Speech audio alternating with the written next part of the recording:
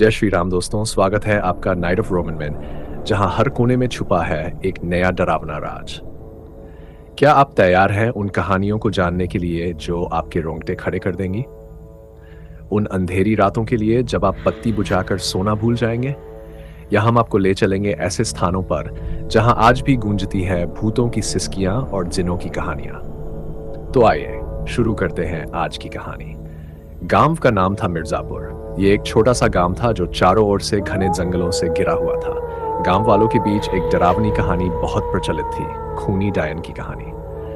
गांव के बाहर एक पुराना टूटा फूटा महल था जिसे लोग डायन का महल कहते थे। कहते हैं कि वर्षों पहले इस महल में एक खूबसूरत औरत रहती थी जिसका नाम था रजनी। रजनी बहुत ही अच्छी और दयालु थी, परंतु एक दिन उसके साथ ऐसा हादसा हुआ जिससे उसकी जिंदगी बदल गई।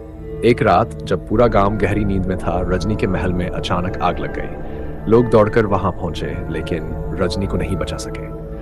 उसके बाद से ही महल में अजीबोगरीब घटनाएं होने लगी। लोग कहते हैं कि रजनी की आत्मा अब खूनी डायन बन चुकी है और वह हर पूर्णिमा की रात को महल में भटकती है। एक दिन गांव में एक नया आगंतुक आया, रमेश। वह एक साहसी युवक था और उसने गांव वालों की बातों पर विश्वास नहीं किया। उसने ठान लिया कि वह इस रहस्य को सुलझा कर रहेगा। पूर्णिमा की रात रमेश ने अपने हाथ में एक मशाल ली और अकेले ही महल की ओर चल पड़ा। महल में घुसते ही उसे ठंडी हवा का झोंका महसूस हुआ और चारों ओर एक अजीब सी चुप्पी थी। महल के अंदर एक पुरानी घड़ी की टिक टिक की आवाज सुनाई दे रही थी। जैसे ही रमेश महल के मुख्य कक्ष में पहुंचा, उसने देखा कि एक छाया धीरे धीरे उसकी ओर बढ़ रही है। वह छाया रजनी की आत्मा थी जो अब खनी डायन बन चुकी थी। रमेश ने हिम्मत नहीं हारी और उससे बात करने की कोशिश की।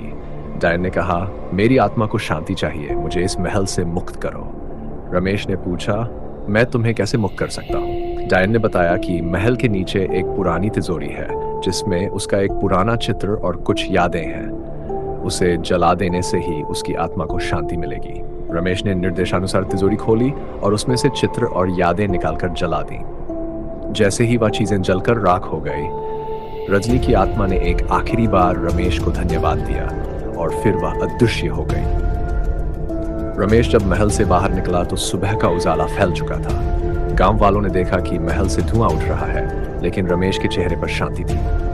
उसने गांव वालों को पूरी कहानी बताई और कहा कि अब रजनी की आत्मा को शांति मिल चुकी है। उस दिन के बाद से महल में कोई अजीब घटना नहीं हुई। गांव वाले रमेश के साहस की सराहना करने लगे और मिर्जापुर का गांव फिर से खुशहाल हो गया। इस प्रकार खूनी डायन की कहानी का अंत हुआ और गांव वालों को हमेशा के लिए डर से मुक्ति मिल गई।